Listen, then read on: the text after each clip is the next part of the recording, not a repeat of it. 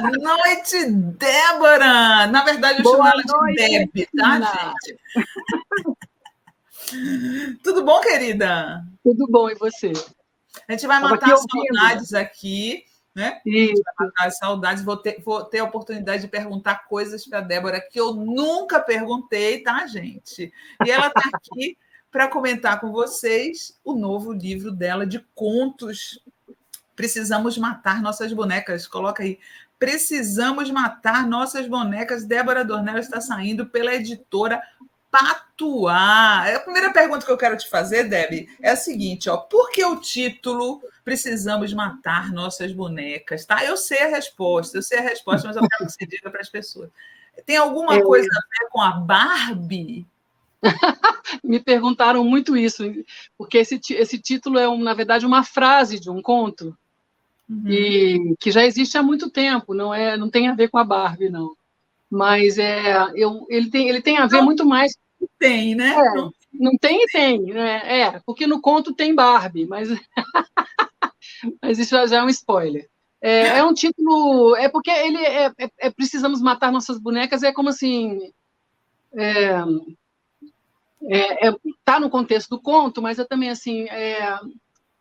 matando nossas bonecas, matamos a nossa inocência, a nossa infância, né? Também tem um pouco essa conotação. Mas aí eu achei que o título era um título chamativo, e é uma frase da personagem do primeiro conto, que abre o livro. Aí eu achei que cabia, sabe? Sim. É um título que dá o que falar e o que pensar, né, Sinara? Exatamente. Você sabe que eu fiquei aqui lendo os contos do seu livro e achei que ele tenha uma coisa de contos de fadas, né? Alguma coisa de contos infantis, fábulas, digamos assim. Teve essa intenção? Eu acho que os contos foram escritos em épocas muito diferentes. Então, eu acho que alguns contos têm essa pegada mesmo. E tem muito personagem criança, né? Mas é um conto de fadas meio cruel com as crianças. Não tem ou crianças cruéis ou que sofrem crueldade, né? De alguma maneira. Mas eu percebi que tem personagens crianças mais do que meus outros livros, meus outros contos que eu escrevi. Na hora de juntar, eu não percebi isso, mas depois que eu vi que estava tudo junto ali e dividido em duas partes, algumas coisas conversam, sabe? E sempre eu tenho eu acho que é um cacuete, que o final sempre tem uma frase que fecha. Acho que isso confere ao conto um pouco da característica da fábula, talvez, né? Mas não são contos morais e nem tem essa pretensão também. São histórias do espaço urbano, de pessoas que estão ali tentando sobreviver no espaço urbano, aos abusos, à solidão, enfim, ao assédio. Não é um livro assim... Tem alguns contos mais leves, mas não é um livro leve, vamos dizer assim. Não, isso a começar pelo título, né? A começar pelo título, que já não é um título leve, né? Histórias duras, histórias de abuso, né? São histórias duras. E eu vou te falar, os contos tem conto aí de mais de 10 anos, mas eu acho que essa dureza é uma coisa que veio com a pandemia um pouco, eu acho. Eu escrevi alguns desses contos durante a pandemia, inclusive alguns eu não pus no livro, porque achei que eles ficaram muito datados, assim, e a pessoa que fez a preparação para mim me sugeriu ou que mudasse ou que tirasse. Eu acabei tirando uns que estavam muito pandêmicos demais, porque eu achei que ficou velho, mesmo, de verdade, envelheceu.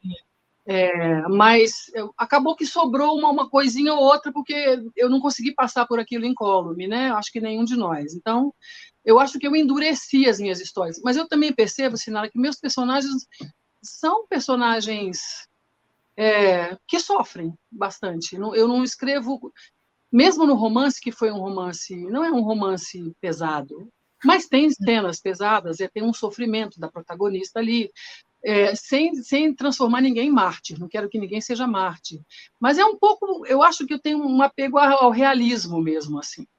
Em alguns momentos, namoro com realismo fantástico, né? Sim. Mas meus contos não são cor-de-rosa, isso que eu quero dizer. Não tem, por isso, a Barbie cor-de-rosa não cabe nessas histórias, entendeu? Não cabe mesmo.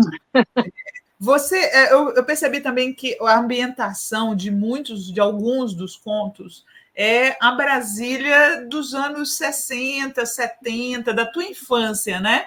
Então, assim, as pessoas vão identificar muitas coisas da época, tipo o Conga, né? Vocês lembram? As pessoas que estão nos acompanhando aí, que são mais ou menos da nossa faixa etária, vão lembrar do Conga, do Quixote, daqueles tênis que a gente usava muito antes de surgir Nikes da vida, né? Então, você parte mesmo da tua trajetória. Você nasceu aqui em Brasília, né? Eu nasci no Rio, mas vim para cá com 2 anos. Eu fui criada em Brasília. Eu cresci aqui, fiquei aqui até a minha primeira juventude, assim, mas mudei para Campinas, fiz faculdade de letras em Campinas, mas voltei para cá depois. Ou seja, eu fui e voltei, sei lá quantas vezes, nem não perdi a conta. Fui para São Paulo, voltei. Fui para Rio, voltei. E morei em Recife, voltei. Mas Brasília é a minha referência de infância. Brasília é a cidade onde eu cresci, onde eu me criei, e toda a meu referencial é aqui. Então, quando eu vou escrever, a Brasília aparece na minha literatura organicamente, sabe? Não é nenhuma coisa pensada. Alguns contos do livro, como o Pilotis, o Conquista do Mundo, esses contos são contos de menino de quadra, né? Exato. Quem é de super quadra aqui vai se identificar. E quem é de fora daqui, talvez alguma coisa até passe, porque a gente que é de quadra entende essa gramática. Quem não é gente criada em superquadra talvez não entenda muito, mas vai entender de um outro jeito. É aquela coisa de você falar da sua aldeia para falar universal, né? Brasília é minha aldeia, isso mesmo eu não estando morando mais aqui, mas é para onde eu volto, é a minha referência, é o meu umbigo, né? E o escritor, faz parte do escritor ele contar sobre o universo que ele conhece, né? Sim, sim. E a infância é impressionante como me vem muito a infância, mesmo sendo histórias que não têm a ver exatamente comigo. Eu coloco experiências minhas na boca, na cabeça e na vivência dos personagens que eu crio, né? Uhum. Então, aquelas personagens não sou eu, mas aquilo ali eu conheço, porque eu vivenciei parecido com aquilo, né? Então, é meio que uma zona de conforto, mas apesar das histórias não serem confortáveis, tem uma zona de conforto ali. Por exemplo, uma das histórias a ditadura aparece, né? A ditadura militar, né? No Pilotis. No Escaldapés, a ditadura aparece de novo, porque eu sou uma jovem, uma criança que cresceu na ditadura. Eu nasci em 59, gente. Quando teve o golpe, eu tinha 5 anos. Então, eu cresci num Brasil governado pelos militares. Quando eu era adulta que acabou isso. Eu já era adulta, ou seja, passei toda a minha infância e juventude na ditadura. Eu fui uma estudante de escola pública durante a ditadura. Eu estudei educação moral e cívica, o SPB, aqueles negócios todos que a gente estudava no tempo da ditadura. E morava em Brasília, que era a capital do país, né? Uhum. Então, isso tudo fica impresso na gente, plasma na gente, não tem como, não dá para você se livrar disso. E a gente, escritor escreve a partir de si muito, né? Mesmo você observando o outro, o sonho, o desejo, tem muito a ver com o seu, né? A gente se aproxima nas humanidades, no espaço geográfico que a gente partilha. Brasília, para mim, é um espaço muito importante. Eu acho que Brasília nunca vai sair da minha literatura, mesmo eu nem voltando a morar aqui, porque nesse momento, eu não planejo sair de onde eu estou, porque eu estou muito bem lá, mas literariamente, a minha pátria é Brasília, e um pouco São Paulo, porque eu morei muitas vezes em São Paulo. Inclusive, nesse livro tem histórias passadas em São Paulo, né? São Paulo é uma cidade muito impactante para a gente, muito impressionante, muito marcante. Não dá para você passar por ali e fingir que não aconteceu nada, né? E na última vez que eu morei lá, eu morei 9 anos. Eu virei escritora, eu me tornei escritora morando em São Paulo. Então, para mim, São Paulo é muito forte também. Eu ainda não consegui escrever sobre a Paraíba. Está morando em João Pessoa, né? Eu moro em João Pessoa desde o ano passado. Mas, assim, é uma cidade que tem muita coisa ali. Mas eu ainda não me sinto pertencente àquele mundo. Ou preparada para isso, né? Não preciso de mais tempo ali. Eu tenho muita vivência em São Paulo e muita vivência em Brasília. Essa é um pouco a minha história, né? Ô, Debbie, quando você fala que cresceu, né, na ditadura, né, quando você vê pessoas com saudade da ditadura. Como é que você se sente, cara? Cara, Sinara, eu acho incompreensível, tá? Não consigo compreender. Quando são pessoas que souberam que era isso, é uma escolha, né? Provavelmente, né? Sim. Mas quando são pessoas que não viveram aquilo, não sabem do que estão falando, né? Na verdade, sim, né? Parece que as pessoas esquecem. É bom a gente, de vez em quando, voltar a falar nisso, na literatura, na música, nas artes em geral, para as pessoas não esquecerem aquilo ali. O período que a gente passou. Eu nunca imaginei, sinceramente, que as pessoas um dia iam sentir saudade da ditadura, juro para você. Mas eu você nunca imaginei, nunca. Mas é porque tem umas pessoas, Sinara, que não queriam nem que tivesse acabado, né? Então... Eram muito poucas da nossa geração. Na nossa geração, na nossa bolha, né? Mas assim, eu vivi no interior de São Paulo, minha filha, ali está cheio. É um ninho de gente que queria que tivesse continuado a direita governando, entendeu? Credo. Deixa eu te perguntar uma coisa.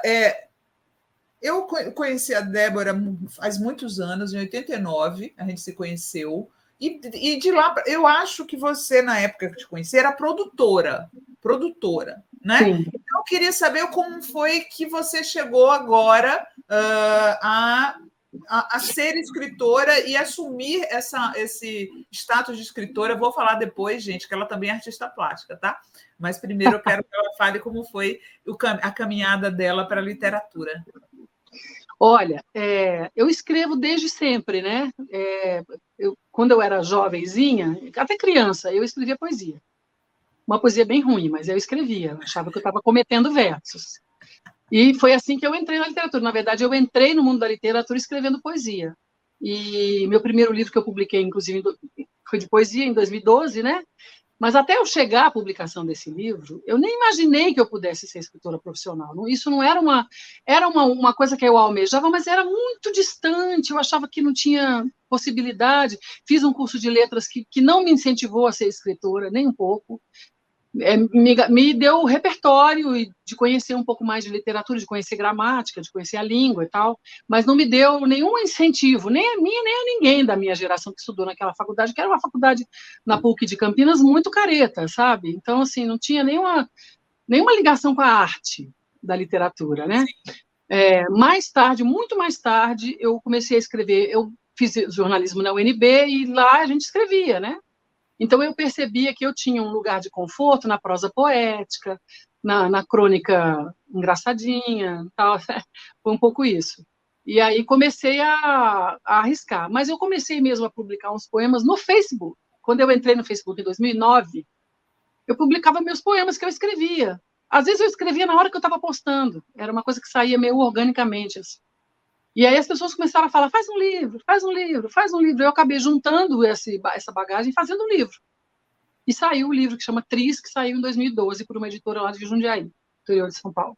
E aí, depois disso, eu falei, peraí, deixa eu ver, aqui tem alguma coisa acontecendo. E eu estava fazendo uma oficina com Marcelino Freire, querido mestre Marcelino Freire, lá em São Paulo. E aí eu fiz um semestre, e no outro semestre a gente tinha que apresentar um projeto. Aí eu falei, bom, eu vou começar a escrever contos. E foi minha primeira namoro com a ficção, foi contos, não foi o romance, né? Eu publiquei o romance antes, mas eu já escrevia contos muito antes de publicar o romance. Aí eu falei, bom, eu vou levar isso a sério. Eu entrei numa pós-graduação lá em São Paulo para formação de escritores, que durou 2 anos, e durante esses 2 anos eu tinha que apresentar um TCC. Aí tudo ainda estava muito embrionário. Eu tinha entrado em 2013 no Martelinho de Ouro, que era um coletivo literário de São Paulo, é um coletivo, ainda faço parte até hoje, e é uma delícia, porque a gente escreve contos e troca, e a gente palpita no texto umas das outras, é uma delícia. Eu publiquei muitas, nas antologias do Martelinho, muitos contos esparsos. E aí, quando foi nesse TCC lá do curso, eu falei, bom, agora o que eu faço? Um amigo meu falou, olha, tem um conto seu aqui, que é o germe de um romance. E aí foi assim que o romance nasceu. Ele nasceu como uma novela. Coloca a capa do romance dela, por favor. Olha aí, ó. Por Cima do Mar, Débora Dornelas. Olha só, esse desenho da capa é dela mesmo, tá? Depois a gente vai falar um pouquinho da faceta artista plástica da Débora. E esse livro aí, que foi o seu primeiro romance, ganhou um prêmio muito prestigiado, gente, que é o prêmio Casa de las Américas, em 2019. Foi muito surpreendente para você ganhar esse prêmio? Foi, sim. Eu levei um susto, porque era um romance de estreia, né, Sinara? Romance de estreia. Um dia eu falei assim... Mas, cara, olha, gente, Tatalzão tem uns 400 páginas, não tem, não? 388, acho, uma coisa assim. Eu não sei direito. Não, 344. 344. Mas é porque, assim, eu fiz o livro e falei, bom, esse livro vai ter alguma recepção, acho que algumas pessoas vão gostar, mas eu não estava esperando aquilo. Te juro que não estava. Não era uma coisa que estava na minha... Eu quis isso muito. Eu falei assim, gente, eu podia, se eu ganhar algum prêmio, podia ser o caso das Américas, né? Um dia eu desejei isso. Internamente, sem contar para ninguém. Jogou para o cosmos, né? Joguei para o universo. Aí, tá. Só que no dia que eu fiquei sabendo, foi assim. Uma amiga minha, poeta de Bauru, chamada Mariana Basílio, que é uma figura, a Mariana estava acompanhando a apuração lá, o resultado do prêmio. E dias antes, eu estava no Rio, passando janeiro de 2019, no Rio, né? Passando férias lá, estava com meu marido, minha irmã, tinha uma galera dentro de casa. E aí, ela me posta uma foto de uma das juradas do prêmio com meu livro no colo. Ela sentadinha na sacada do hotel em Cienfuegos, com o meu romance no colo. Cuba, tá, gente? Em Cuba. E aí eu falei assim, gente, o que ela está fazendo comigo? Ela é jurada do prêmio. Aí ela fez um post assim, é muito bom ver um romance desse tananã, que é a literatura, não sei o quê, fez uma coisa super elogiosa. É uma escritora gaúcha chamada Luísa Geisler, que é maravilhosa, inclusive. E aí eu falei, caramba, mas ela está falando assim com essa disfarçatez. Eu fiquei pensando, bom, ela gostou, passou. Eu esqueci, tirei da minha mente isso. Voltamos para São Paulo, acabou, as férias acabaram, voltamos para São Paulo. Passaram, sei lá, uns 2 dias, talvez nem isso. Eu estou em casa um dia de noite, navegando e vendo televisão ao mesmo tempo, que eu faço isso. Aí, daqui a pouco a Mariana vem no meu inbox gritando, aquela coisa de caixa alta com várias exclamações. Débora, você ganhou! Aí foi para mim, eu comecei a chorar, Sinara. Eu fiquei assim, eu comecei a chorar, eu entrei num pranto convulso, porque eu desejei muito, sabe, aquele prêmio.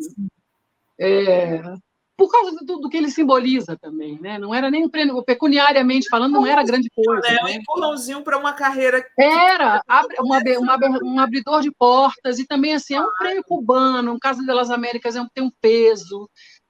2 anos antes, a Maria Valéria Rezende tinha ganho. Quando eu comecei a ler o Panteão, que tinha recebido esse prêmio, eu falei, olha onde que nego me enfiou aqui, no meio dessa gente, eu nem sabia. Eu fui ler depois que eu ganhei, eu fui entender o prêmio depois que eu ganhei. Eu tinha só enviado os livros para Cuba, sem nenhuma expectativa de ganhar. Eu falei, esses livros não vão nem chegar lá, porque eu mandei pelo correio. E eles não te avisam, chegou.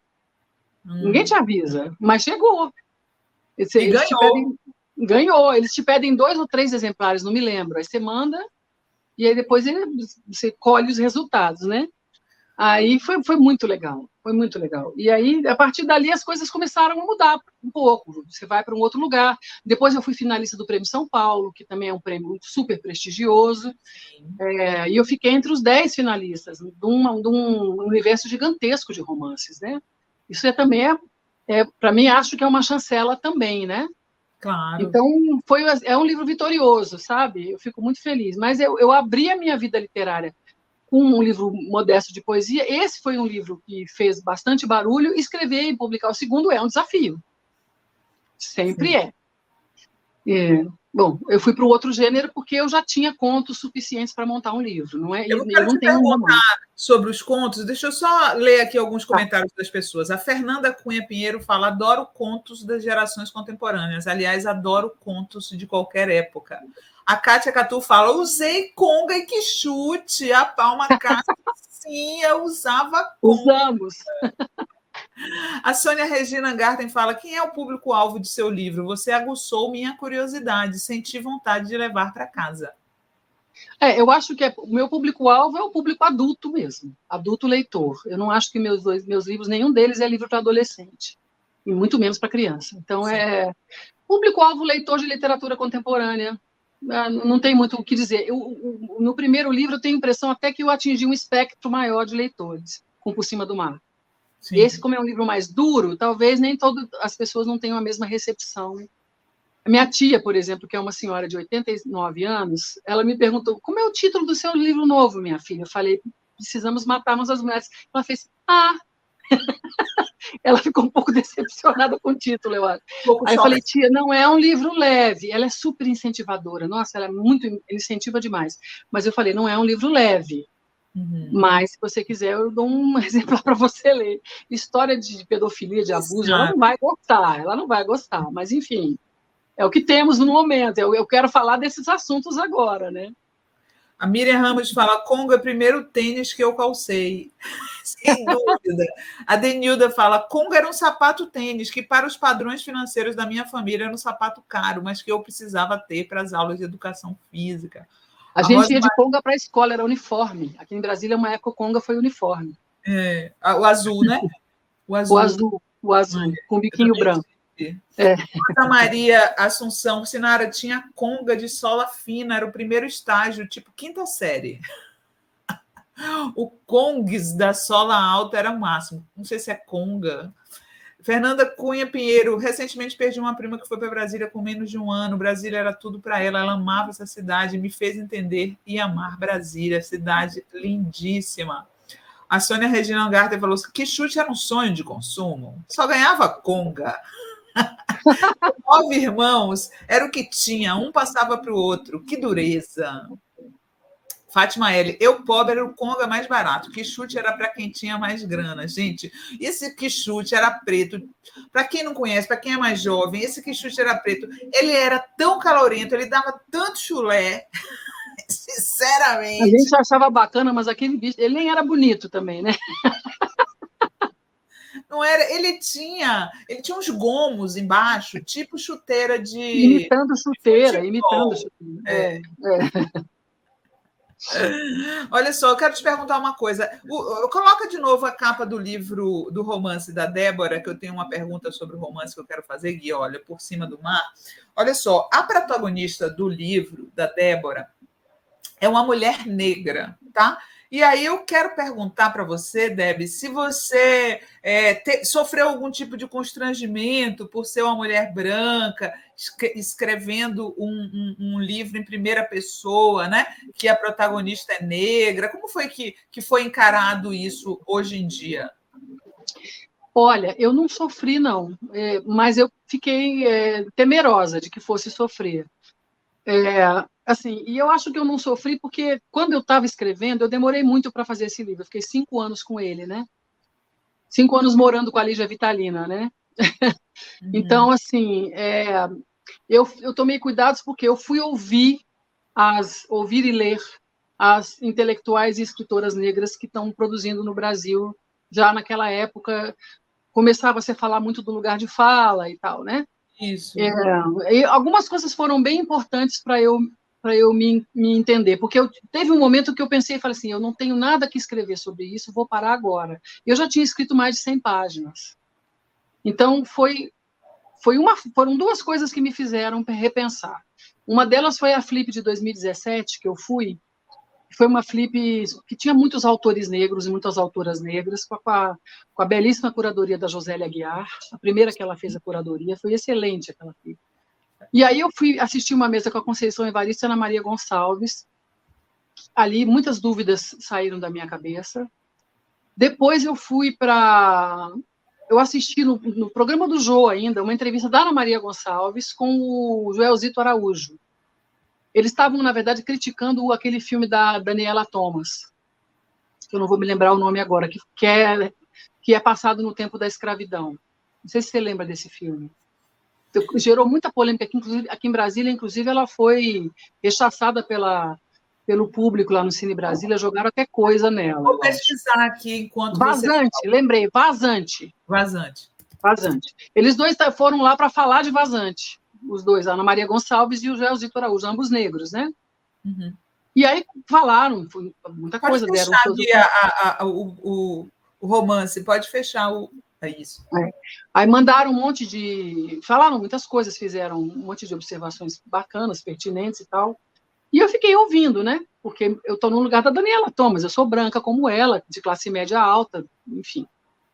Aí ela falou, olha, a gente não quer que os não negros, que os brancos falem pela gente, mas a gente aceita que eles falem com a gente.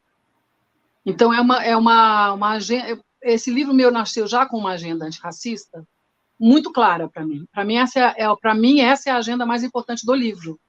E se isso não ficasse muito claro, o livro não teria cumprido o propósito que ele tinha para mim. Claro. Das pessoas prestarem atenção no racismo no seu dia a dia.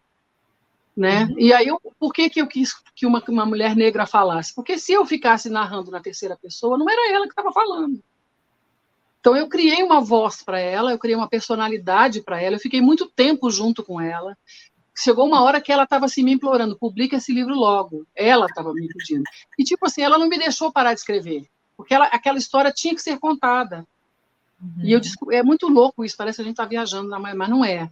Tem uma hora que você fala assim, não, essa história tem que ser contada. E ela surgiu na minha cabeça com algum propósito, entendeu? E aí eu entendi que eu estava falando com, e não no lugar de. Por isso que eu achei que na verdade, eu estou acrescentando mais um elemento na agenda antirracista, mesmo sendo branca. Sim. Eu legitimei desse jeito a minha escrita, mas isso foi uma coisa interna minha. De fora para dentro, eu nunca recebi nenhuma coisa que me constrangesse, jamais, ao contrário. Inclusive, a pessoa que fez a orelha do meu livro é a Lília Guerra, que é uma escritora negra de São Paulo, maravilhosa. Nos tornamos amigas a partir daí, ela fez a orelha do livro.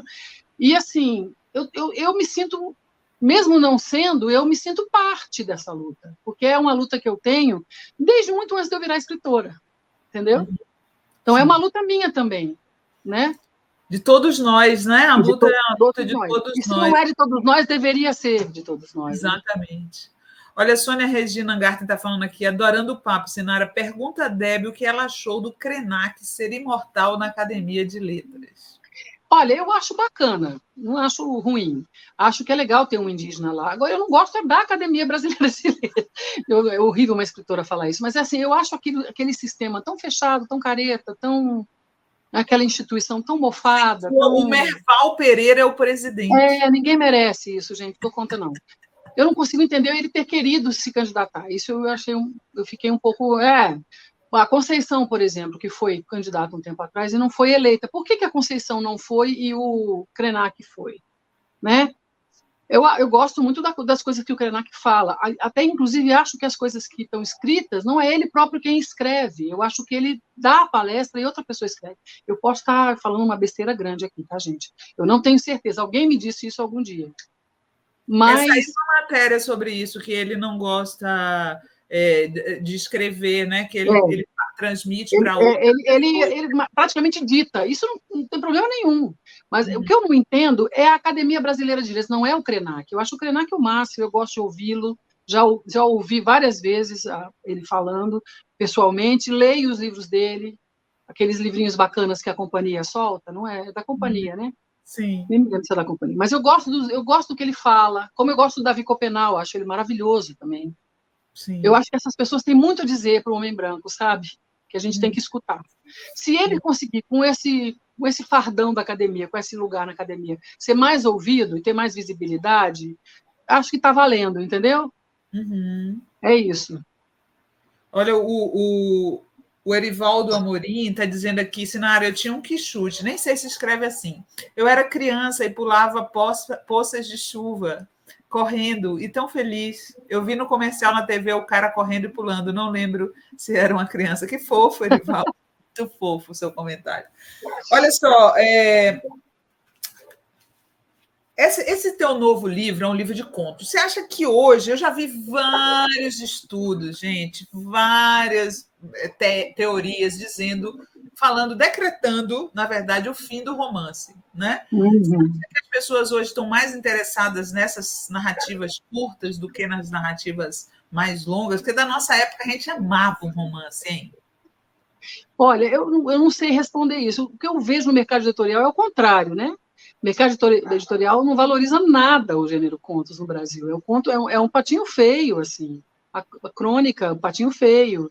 Então, você quando quer virar um escritor de sucesso, de alguma visibilidade, você tem que fazer romance.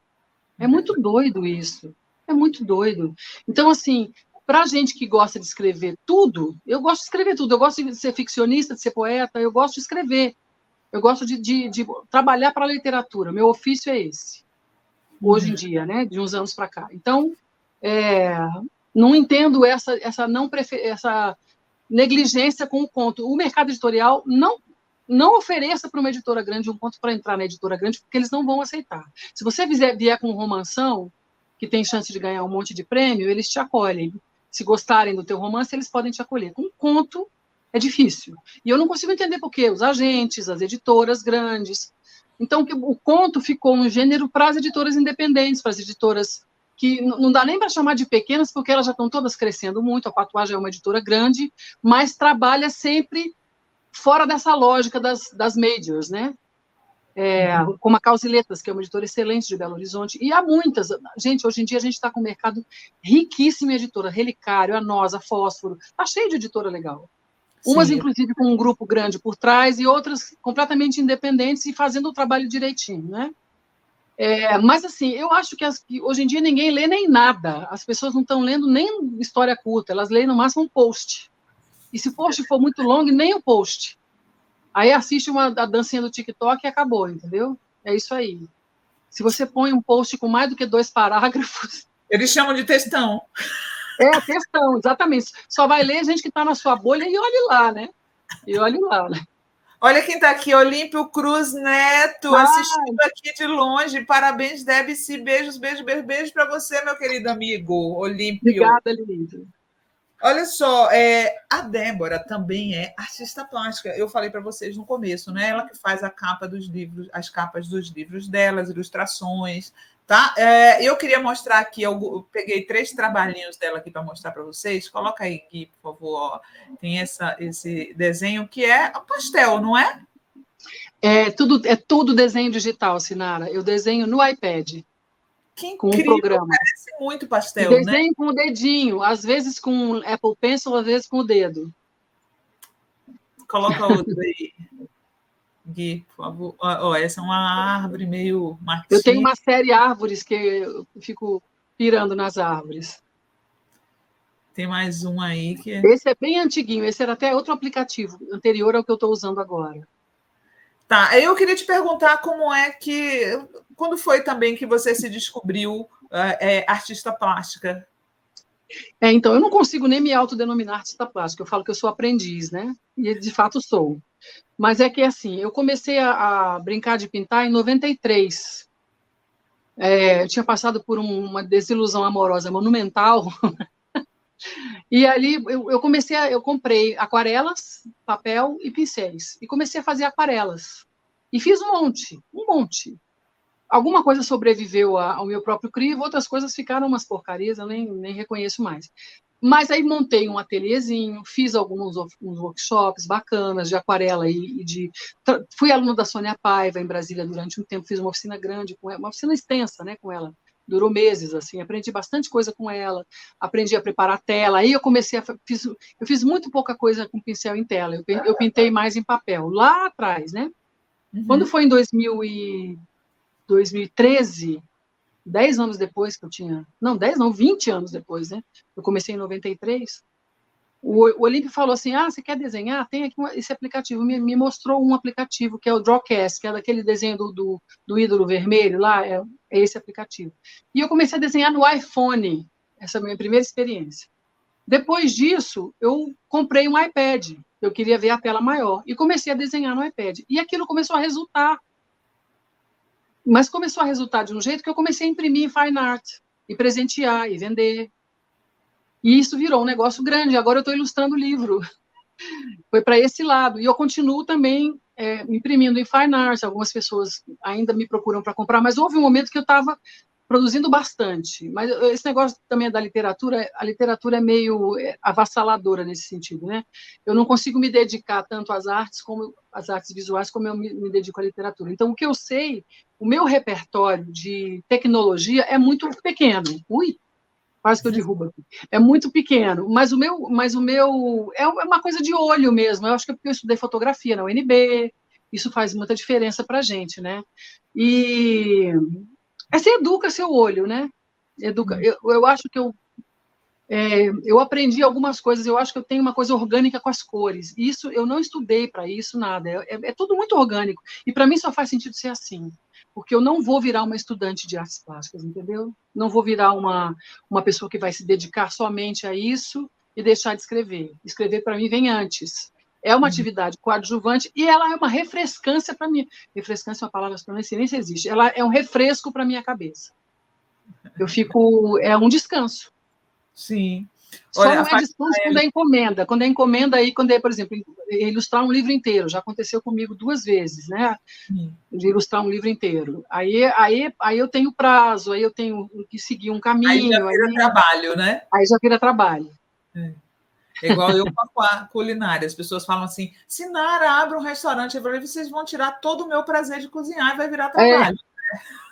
Exatamente. É um prazer. É gostoso, né? Tudo bem, eu ainda algum dinheiro ainda vem disso, porque, né, ilustração, as pessoas te pagam, tal, como os desenhos que eu também imprimo e vendo, mas não é a minha atividade primeira, né? É uma atividade secundária. O primeiro foi o meu livro que eu ilustrei inteiro. Na verdade, eu estreiei na ilustração no meu próprio romance. Não tinha ilustrado antes. Olha só, a Fátima Eri está falando, também acho sombria essa Academia Brasileira de Letras. A Fernanda Cunha Pinheiro, quando entro no site da ABL para pesquisar algo, começo a espirrar, é muito mofo. O público aqui é maravilhoso. Você sabe, eu vou contar uma historinha rapidinha, só por causa da ABL. Eu sou bisneta de um acadêmico, tá? Meu bisavô é fundador da cadeira 12, membro fundador da Academia Brasileira de Letras. Urbano Duarte.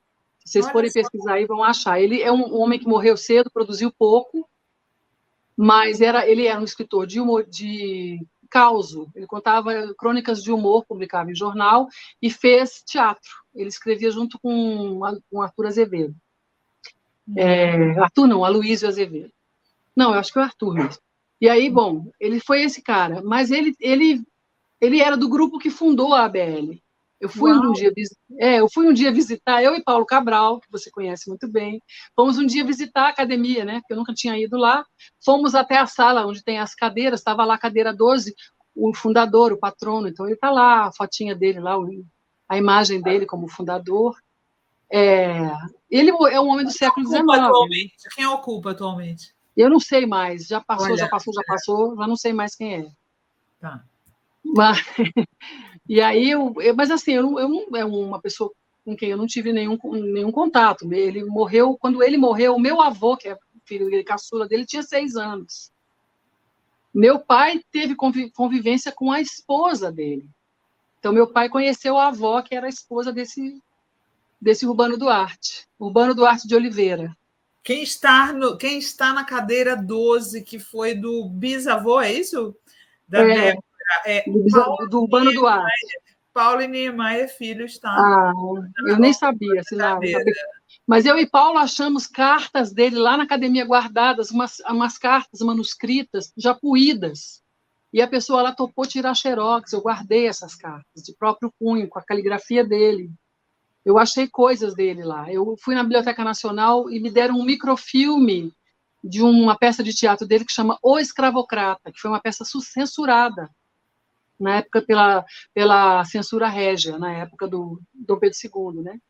Urbano Duarte de Oliveira foi um jornalista, cronista, humorista e dramaturgo brasileiro, membro fundador da Academia Brasileira de Letras. Olha só, que demais. Pois é, mas eu estou aqui agora xingando a academia. Deixa eu ler mais uns aqui. A Cláudia Malafaia Fernandes, boa noite. A arte superando as desilusões sempre. Falando aí que você estava com uma desilusão amorosa. Fernanda Cunha Pinheiro, literatura espontânea é ao mesmo tempo o psicanalista e o psicanalizado. Vamos lá, tem mais uma coisa que eu queria perguntar para a Deb, que é o seguinte, ó, a Débora, ela era muito amiga da Cássia Eller, tá? Muito amiga da Cássia, e tem até fotos que eu peguei aqui. Coloca a foto do carro que eles estão lá, ó, essa foto aí. Essa foto é muito legal, né? A Cássia Eller, a Eugênia, a Débora e outra amiga nossa, a Dani Goulart, estão aí nesse... Como é o nome desse carro? É um MP Laffer. MP Laffer, né? Que era do Rodrigo Outeiro. Era dele. Ele que fotografou, inclusive, a gente. Olha só, isso aí na UNB, na época, né? Na UNB, no estacionamento do ICC Sul, isso aí, essa foto. E aí eu peguei algumas fotos da Cássia que foram feitas pela Débora, tá? Feitas pela Débora. Coloca as fotos da Cássia aí, Gui, por favor. Olha que linda, gente. Que linda, né? saudade. Essa foto deve ser de 92. Eu acho que foi uma vez que a gente encontrou com ela lá, com o tio, na casa do Paulo Cabral, né? Isso é São Paulo. Ela tava, isso aí é nos bastidores dos clipes que ela gravou do segundo disco dela, do Marginal. Tem mais uma foto. É do mesmo dia, da mesma instante. Essa foto é linda, né? Cara de moleca, né? Linda demais. E aí, eu queria te perguntar o seguinte sobre a Cássia. Cássia teria 60 anos. 60 anos. Vai fazer... Teria feito 61 no final do ano, né? Você consegue imaginar a Cássia com 60 anos? Cara, eu não consigo imaginar, mas eu acho que ia ser tão legal. Porque eu acho que o planetinha ficou tão mais pobre sem ela, sabe? A vida perdeu bastante da graça que tinha, Sinara. A Cássia era uma luzinha pra gente, uma luzinha do improvável, do fora de padrão. Ela era uma pessoa muito especial, né? Não só uma artista muito diferente, mas uma pessoa muito diferente de tudo, né? Vocês se conheceram onde? Como foi a história? A gente se conheceu aqui em Brasília. Quem nos apresentou foi a Janete Dornelas, cantora também. Eu tinha feito um show do Marco Pereira e eu e a Janete cantávamos no coro desse show.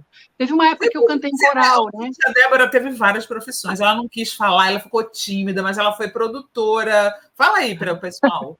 Não, eu fui produtora durante muito tempo aqui, sei lá, uns 10 anos. Depois em São Paulo também mais um tempo. Produtora.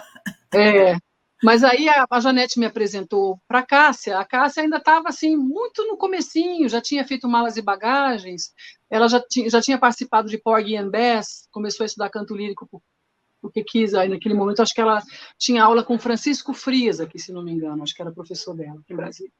E a gente começou a conversar. E aí o tempo passou, só conheci ela rapidamente. Quando foi em 87... ela cantou, fez um show no Circo Voador. E eu fui assistir o show. Mentira, eu tinha visto ela no Gigolôs com Marcelo Sabac. E Você tinha não visto conheceu ela aqui no Bom Demais? Não, eu conheci ela muito antes daquele momento ali. Então, aí tinha o Gigolôs, que foi um espetáculo maravilhoso que ela fez na Martins Pena com o Marcelo Sabac, dirigido pelo Ribonde. E com músicos maravilhosos, músicos de Brasília. Brasília sempre foi um celeiro de músicos incríveis, né? E depois ela fez o Dose Dupla, ou antes, não sei, o Dose Dupla com a Janete na Funarte. Então eu já tinha visto ela cantar com outras pessoas, nunca sozinha. Sempre, mesmo fazendo solos no espetáculo, ela estava sempre apoiada numa banda, num outro colega de palco, né?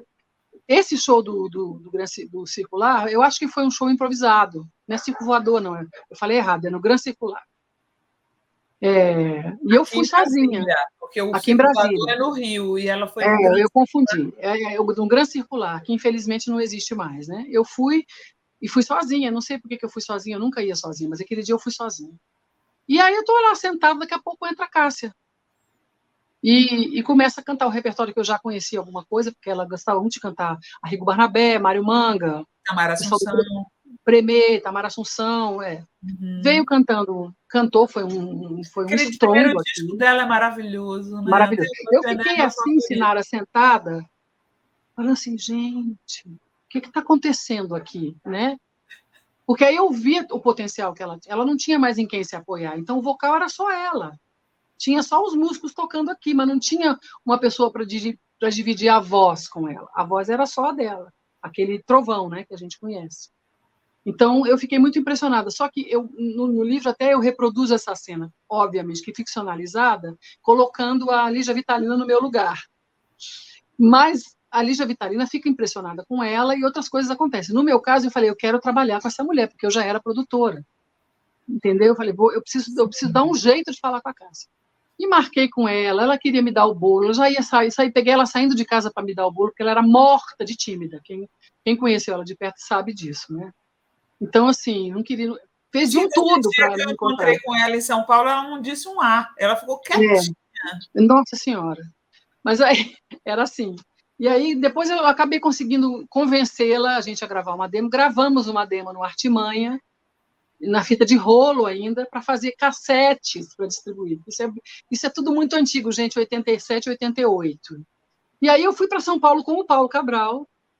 Ele foi um pouco antes, eu fui um pouco depois, a gente foi morar juntos. Aí Cássia veio para lá, morar com a gente, em 89, na Rua Augusta. A gente morava na Augusta, na parte do Baixo Augusta ali. Então, a Eugênia foi com ela para lá e a gente morou um tempo juntas, né? E nesse momento foi que eu levei a fita demo dela para todo canto. Levei para a Aeroanta, que era uma casa muito famosa na época. Levei naquele... que era dentro de um hotel, esqueci, Crown Plaza, no Crown Plaza, no Espaço Off, que era ali no Itaim. Levei um monte de lugares. Acabou que só o Espaço Off quis fazer, ninguém quis. Ninguém tinha entendido a Cássia ainda. Como é que alguém do Aeroanta recusa a Cássia para depois, anos depois, só faltava entender um tapete vermelho para ela, né? Verdade. Mas naquele momento ela não tinha disco gravado ainda, ela só tinha essa demo. Os caras ouviram a demo e falaram, ela canta muito bem, mas tem esse repertório aí não está combinando. Ela cantava na demo Nemekitepa, cantava um blues do Duke Ellington chamado Ain't Got Nothing But the Blues, que ela arrasava. Cantava uma música do Itamar Assunção e uma música do Márcio Faraco. Eram todas muito boas. Não tinha nada errado com a fita. E foi gravada pelos melhores músicos, Jorge Helder, Renato Vasconcelos, Bob na bateria, no estúdio do Toninho Maia. Não tinha nada errado ali, entendeu? Uhum. Só o pessoal não entendeu. Aí, tempos depois, ela acabou gravando, por enquanto, lá no estúdio em São Paulo, e o Anderson, tio dela, que virou empresário dela depois de mim, pegou essa fita e levou para o Ayrton Bahia, né? E foi aí que ela gravou o primeiro disco. Mas aí ela já foi para o Rio, já saiu de São Paulo e tal, já mudou tudo, né? Mas manteve a amizade, né? Amizade sempre. No ano que ela morreu, eu tinha estado com ela 4 dias antes. Né? Eu almocei no dia 25 de dezembro com ela morreu dia 29. O que você acha que a Cássia diria sobre o Bolsonaro? Cara, não sei. É assim, o oposto do que ele significa, né? Ela era LGBT. Eu acho que ela não ia nem qualificar, cara. Eu acho que ela ia achar qualquer nota. A Cássia tinha uma coisa muito engraçada, a Sinarela, ela era muito camaleoa, sabe? Então, por exemplo, ela estava com a banana, ela se vestia igual a banana, ela usava as cores de roupa que a banana usava. Ela casou com a Eugênia, ela passou a se vestir como a Eugênia. Ela tinha muito figura, uma personalidade super forte, uma pessoa singular, mas que tinha essa característica. A Eugênia é uma pessoa super de esquerda, e graças ao bom Deus, e assim, muito militante, e não suporta essa gente aí, eu tenho certeza que a Cássia ia embarcar na mesma história, entendeu? Não ia ter como. Ela não era uma pessoa politizada, não era, mas era uma pessoa que sabia o lugar que ela ocupava. Não carregava bandeira, não gostava de carregar bandeira. Ela gostava de fazer o que ela estava com vontade. A Cássia não gostava de fazer nada que ela não tivesse. Ela não gostava de fazer nada contrariada. Sim, e muitas vezes, como ela não sabia falar não, ela fazia contrariada e puta, porque ela estava fazendo contrariada, entendeu? E o filho maravilhoso, Chico, pois gente, que coisa maravilhosa, que milagre. E ele me lembra ela demais, assim, tem hora que me dá até aflição. Eu falo assim para a Dani, gente, o menino parece demais com a Cássia. Que é isso? Não, e a voz, o timbre, tudo. Não, os trejeitos, o jeito de falar. Eu recomendo muito, vocês não conhecem, Chico, é maravilhoso. Vão atrás se não conhecem, vale a pena. E o Chico tem uma coisa bacana, ele compõe, né? Sim. Cássia não compunha, Cássia era uma intérprete, ela até deu umas ensaiadas de compor, mas ela era basicamente uma cantora mesmo, né? Uhum. Uma cantora foda, né? Uma intérprete maravilhosa. mas ela não era compositora. E o Chico está cantando e compondo real mesmo, assim, né? E eu acho isso muito bacana. Ele é uma Cássia 2, tá, gente? Ele parece demais com ela em todos os aspectos. Total. Até, inclusive, não sei viver muito nesse mundo. A Cássia não sabia nada do mundo prático, ela era péssima. Ele é um pouco melhor do que ela nesse aspecto. Porque ela precisava de babá mesmo, o tempo inteiro, porque ela não. Olha só, a Miriam Ramos mandou: adoro a Cássia cantando Non, je ne regrette rien. É lindo, vale a pena ouvir. A Fernanda Cunha Pinheiro mandou um superchat perguntando: Cássia era, ao mesmo tempo, tímida e espontânea? Está te perguntando aqui. Sim, sim. Espontânea demais. Se não fosse espontânea, ela ficava muito contrariada a ponto de perder, de ficar até descontrolada, assim, se ela fosse fazer uma coisa muito contrariada, ela ficava muito puta, ela não sabia dizer não quero fazer. Essa frase você não ia escutar, mas ela saía, entendeu? Brava. Reagia. Mas era muito tímida com gente que ela não conhecia, mas muito tímida. Chegava a ser quase patologia, eu acho, assim, porque era demais. Ela ficava de cabeça baixa, não olhava para a pessoa. Eu me lembro de uma cena que vai ilustrar muito bem. Ela estaria no espectro autista, talvez? Acho que não. Não sei, porque a timidez da Cássia no palco acabou, né? Acabou. Ela coçava o saco, cuspia, botava os peitos para fora. Verdade. Não acredito nisso, mas assim, quando a gente estava com mais intimidade com ela, isso aí ia embora na mesma hora, tá? Ela era, inclusive. Ela era uma moleca, né? Então, não sei se com gente que ela conhecia muito, ela não tinha timidez nenhuma.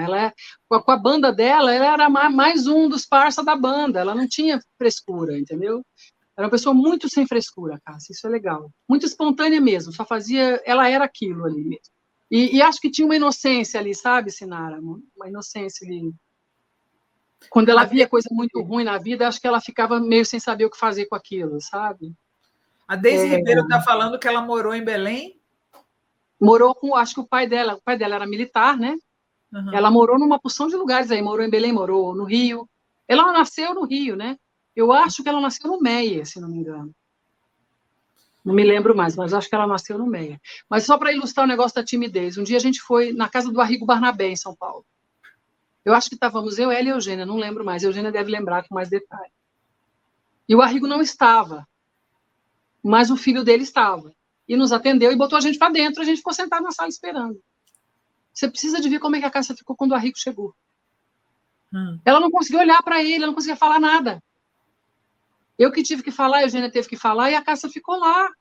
A gente queria conversar porque a Cássia estava querendo montar repertório para esse show, ela estava querendo fazer contato com eles. Ela já cantava, pô, Amar é Importante, ela já cantava coisas do Arrigo, né, do Itamar e tal. O Arrigo todo a fim de conversar com ela, e ela ficou... Travou. Ela não sabia o que ela fazia, cara. Foi um negócio tão engraçado. Eu acho que, inclusive, aqui nem rendeu, porque a gente teve que ir embora, sabe? Você sabe que eu encontrei ela uma vez, inclusive, num show do Arrigo, no Gates. Foi uma vez que eu encontrei ela, assim, pessoalmente também. Foi justamente no show do Arrigo. Acho que foi o único show do Arrigo que eu vi. Olha só, a gente está chegando no final aqui do nosso programa e a Débora, como todos os convidados aqui do programão, trouxe dicas para vocês, tá? E ela não quis trazer 2, ela quis trazer 3. Então, a primeira dica dela é, na verdade, uma dica sobre a obra dessa escritora. Coloca aí, Gui, por favor, os 2 livros aí, da Lília Guerra. Ela está indicando o Perifobia e o Céu para os Bastardos. Por que você está indicando a obra da Lília para o pessoal, Débora? Eu acho a Lília uma voz importantíssima, relevante, da periferia de São Paulo. O Perifobia é um livro... porque é um livro de contos, mas você jura que você está lendo um romance, porque os contos são todos ambientados na periferia de São Paulo. E ela fala porque ela é uma moradora de Cidade Tiradentes, ela conhece aquilo de dentro. Uhum. E a Lília ela fez A Rua do Larguinho, ela tem outros livros, ela tem livros de crônicas, A Rua do Larguinho é um romance, mas a escrita dela tem uma característica, você lê aquilo e você se identifica, e você entende esse Brasil, sabe? Esse Brasil da periferia da cidade grande, uma mulher negra da periferia de São Paulo, Não é uma mulher negra da Bahia, entende? São coisas diferentes. Não é uma mulher negra de Ceilândia, é uma mulher negra da periferia de São Paulo, que tem todas aquelas características de andar no transporte público. Ela é enfermeira de profissão, né? Não sei se é enfermeira ou auxiliar de enfermagem, mas trabalha em hospital. Então, ela anda de transporte público todo dia. Muitas coisas, inclusive, ela escreve na observação do que ela vê. E ela é uma escritora excepcional, eu acho, a Lília. E agora ela fez muitas coisas na Patuá, muitos livros. O Perifobia foi livro indicado, foi finalista também. E agora ela está com esse romance, a Todavia, descobriu a Lília e trouxe a Lília para Todavia, e ela está fazendo... Eu não li ainda esse, mas eu tenho certeza, eu já li trechos. Porque sempre alguém publica um trecho, outro trecho. A Maria Valéria hoje recebeu dela, já pôs a capa, porque a gente sabe que vai arrebentar. A Lília, guardem esse nome. Vou trazer a Lília Guerra aqui também, hein? Pode trazer, que você não vai se arrepender. E ela tem livro novo para falar também. Exatamente. Né? E a segunda dica da Débora são... Qual que você botou aí na lista? Olha só. Esse é outro. Esse é um romance do Roberto Menezes. É um bom mês para morrer, do Roberto Menezes. Não é meu parente, não é meu parente. Não, é o Roberto Menezes, o pernambucano paraibano. Ele nasceu em Pernambuco, mas ele é criado na Paraíba, né? Mora lá a vida toda. E é um livro de 2015, ele não é um livro recente, quer dizer, 2015 para mim é recente. Eu li esse livro para fazer uma resenha para ele, para a professora Regina Dal Castanha, que era um livro que eles escolheram. É um puta romance. Eu releria. É maravilhoso. Ele é muito bom, é muito bom. Todo passado em João Pessoa, mas com uma modernidade, uma facilidade com a linguagem. Eu fiquei besta. E todo escrito muito na oralidade. Você vai ver que não está preocupado em escrever português escorreito, não. Ele escreve a fala da personagem, da narradora, da Laura, é uma fala da oralidade, da pessoa da juventude pessoense, entendeu? Também vou chamar Roberto Menezes para o programa. Esse é uma figura. Ele é do Clube do Conto da Paraíba, meu colega. E a terceira e última dica é uma dica musical de Angola. Maravilhoso. Paulo Flores e Yuri da Cunha. Eu peguei essa capa aí do disco deles, do tempo das... Porque a gente não pode botar música aqui, tá, Deb? Eu sei. Pode dar só o link do vídeo. Exatamente. E aí eu queria que você apresentasse essas figuras para a gente. Fiquei curiosíssima, né? O nome do livro desse disco deles é No Tempo das Bessanganas. Bessanganas são as senhoras de Angola, assim, as mulheres mais velhas e tal. O Paulo Flores é um compositor muito famoso em Angola, muito, muito famoso, compositor e cantor, né? E eu o conheci por causa da literatura, porque quem me apresentou Paulo Flores foi o Agualusa.